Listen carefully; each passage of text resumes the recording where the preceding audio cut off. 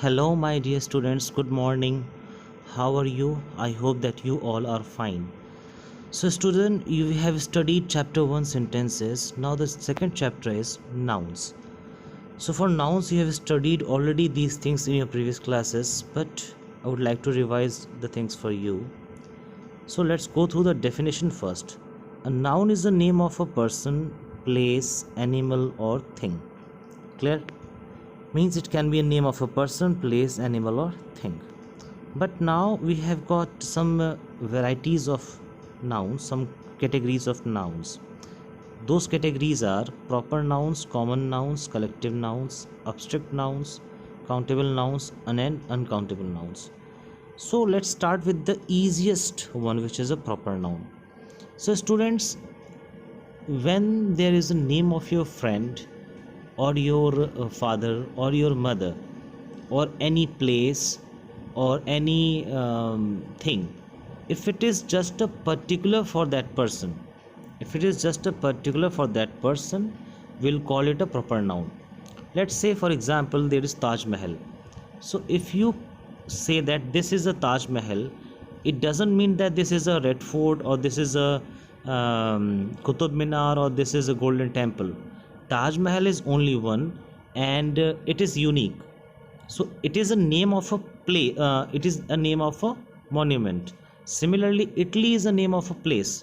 When you say that Italy is there, okay, it doesn't mean that it doesn't mean that Sri Lanka is there or Pakistan is there or Asia is there or US is there. When you call Italy, it means it is the name of a particular place. Okay, similarly, let's say that if you have a dog and you just name that dog as Tommy. Okay, the most common name used for the dogs is Tommy. So students, this Tommy is a proper noun used for the common category of dog. Okay, so this Tommy is a proper noun. Similarly, Asim is the name of a boy. So since Asim is the name of a boy, then Asim is a proper noun. Moving ahead, now let's talk about common nouns. Now your work is think of some proper nouns, and it is very easy, my dear students. How it is easy? Just remember the names of your classmates, your friends. So you'll get to know around 15, 20, 30, 40 names. So these names are proper nouns. Similarly, think of the monuments of India. So you'll get these names as a proper nouns. And similarly, think of the n number of countries in the world, and these names are proper nouns.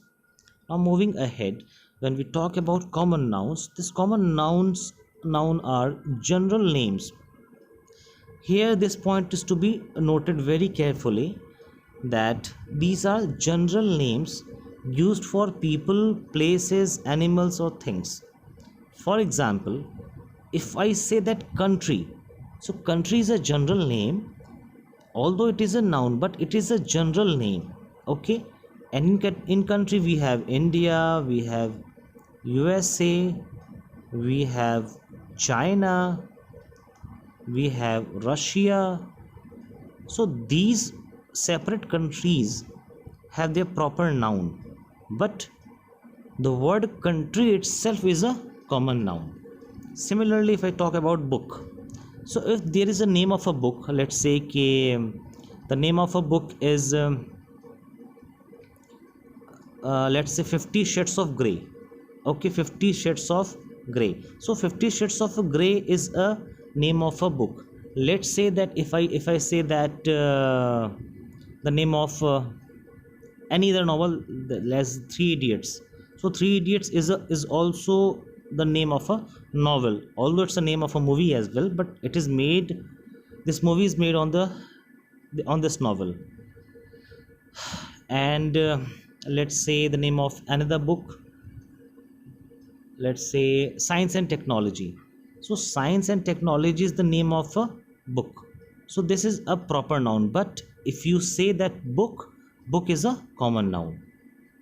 Okay, similarly, if you say a girl, so name of a girl can be Sita, can be Rita, can be can be Supriya, can be anyone. So these names are particular names, and since these names are particular names, so therefore there will be proper noun. But girl, girl itself is a word that resemble a common noun, that resemble a common noun. Clear, my dear students? So now we have done with proper and common nouns. The next is collective nouns. Now talking about collective nouns, collective nouns are the nouns that resemble groups, and it can be the groups of people, animals, or things. For example, if I say that a class, so a class is a group where many boys and girls sit together and study. So that particular class has got so many students together. Okay. And if I say that a gang, so in a gang it can be a gang of good things, it can be a gang of bad things, but gang constitutes some members of it. It must have some members in it, and since there are some members, it means it's a group of some people. So these words resemble a group. For example, let's say cattle. So when you see a lot number of cattle together, so you'll not call it a group of cattle, you will call it a herd of cattle, a herd of cattle. So that is the same thing. So here when for example, let's say pack. If you have got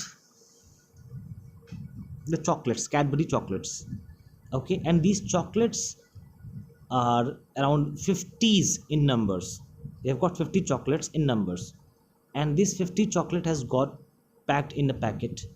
So this pack, like you will call it a pack of 50 chocolates, a pack of 3 Kit Kats, a pack of 4 dairy milks. So pack is a word that is resembling a collective, a collection of objects, a collection of chocolates. So when there is a collection, we use collective noun. Okay. And is there any, and if there is any word that resemble a particular group, we call it collection. And if there is a noun that resemble a common group, a common name, we call it a common noun. Okay, we'll further clear it with examples such as, for collection, just tell me one thing, that if you say that toppers, okay, so my dear students, toppers means a group of some students who have scored very good marks. Let's say if the criteria is anyone who gets 90% marks or above than it, or above it, are called toppers. Okay. So if these people are called toppers, so it's a collection of these students, it's a collection of these boys. Okay. So that's why toppers is now become a collective noun. Is it done, my dear students? Now this abstract noun is very interesting. Why? The most important thing is that these refer to qualities, feelings, or ideas. Qualities, feelings, or ideas. Okay. Let's say beauty is a quality, wisdom is a quality, health is a quality. Okay. For example, let's say I am feeling happy. So happy is a feeling. Clear? Happy is a feeling. I'm feeling sad. So sad is a feeling. So since this happy and sad represent the feelings, therefore these two words are abstract nouns. And similarly, this beauty, wisdom, and health representing qualities, So these are abstract nouns. Now let's talk about the ideas. Ideas. How an idea can be called as a abstract noun. So this is up to you. You just think of an idea and tell me whether it can be called as an abstract noun or not. Okay. While teaching, while listening to this video, while going through this lesson, it is your duty to think of this third variety of abstract noun. Okay. Now these last twos are very easy: countable and uncountable. Look, the nouns that can be counted are called countable nouns. For example, you have got bottles in your fridge, in your refrigerator. So if you have got 10 bottles in your refrigerator, so you can count it, my dear students. These bottles can be counted.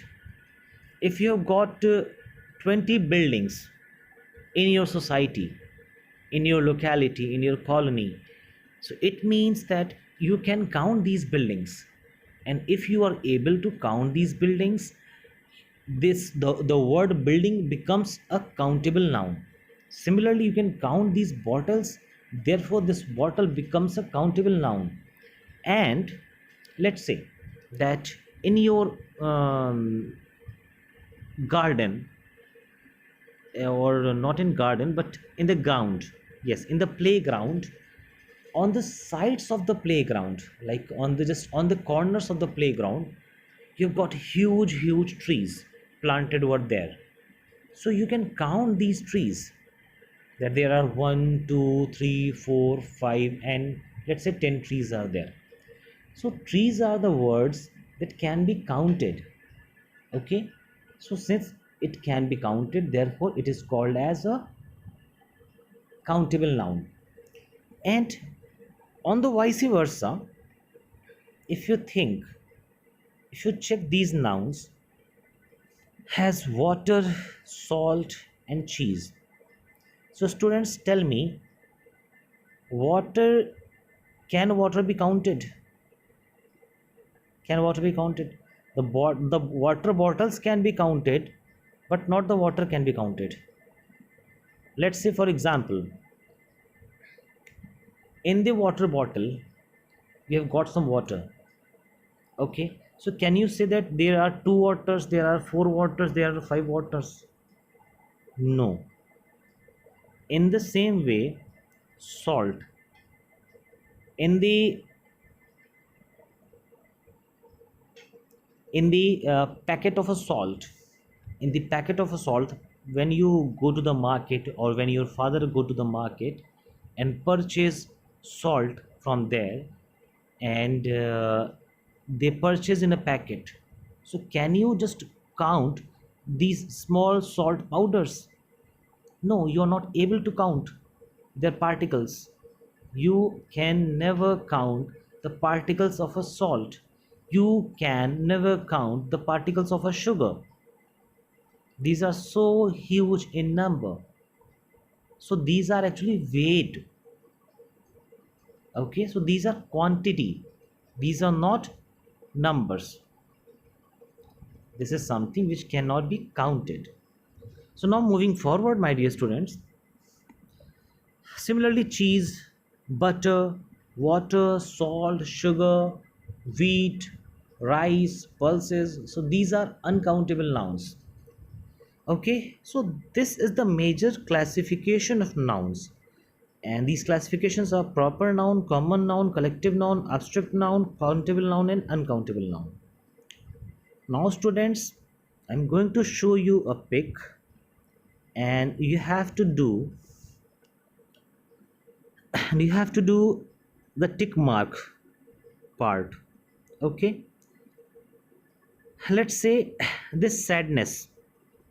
So this sadness is a feeling, and since it's a feeling, it is an abstract noun. And despite being an abstract noun, it is also an uncountable noun, because you cannot count the sadness. Can you count the sadness? Tell me, can you count the sadness or not? So obviously you cannot count the sadness. Similarly, herd, as I told you, herd is used for herd of cattle. Remember, my dear students, I already told you about herd of cattle. So herd stands for a kind of a group, kind of a group. Let me write it again. So herd is there for group, and then if there is a group, it will be there for collective section. Toy, toy is a common noun. Your toy can be a doll, your toy can be a Barbie doll, your toy can be um, a fighter plane, your toy can be a fighter drone. So toy can be of many types, but toy is a common noun. Okay, I repeat, herd is a collective noun, toy is a common noun. Toy is a common noun. Clear? Next is Nidhi. So Nidhi is the name of a girl, so Nidhi is a proper noun. Again, if I talk about flower, so flower can be of many types. It can be sunflower, it can be rose, it can be variety of flowers, but flower itself is a common noun, and moreover you can count. So flower is a countable noun. Clear? I hope it is clear now. And similarly, toy is a countable noun. You can count your toys. Is it? Yes. Now, if I talk about swarm, so swarm again is a group of ants. Okay. Do you know the ants, the cheeties? So when there is a group of cheetee ants, so like this, we call it a swarm of ants.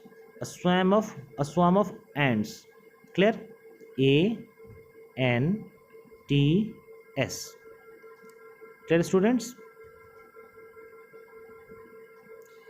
So since it's a group, therefore it will be called in a collective section. Now sugar is uncountable noun. I told you few minutes ago. It is as equal as salt. It's uncountable noun. Responsibility. So students, for responsibility, you can count your responsibilities or not. Forget about this point. Just think that responsibility is an abstract noun because it's an idea. So it is an abstract noun. So take the screenshot of the pic, okay, and note it down in your this workbook. Okay, just tick the mark as I have done. Just tick the mark in your book as I have done. Okay. Now moving further.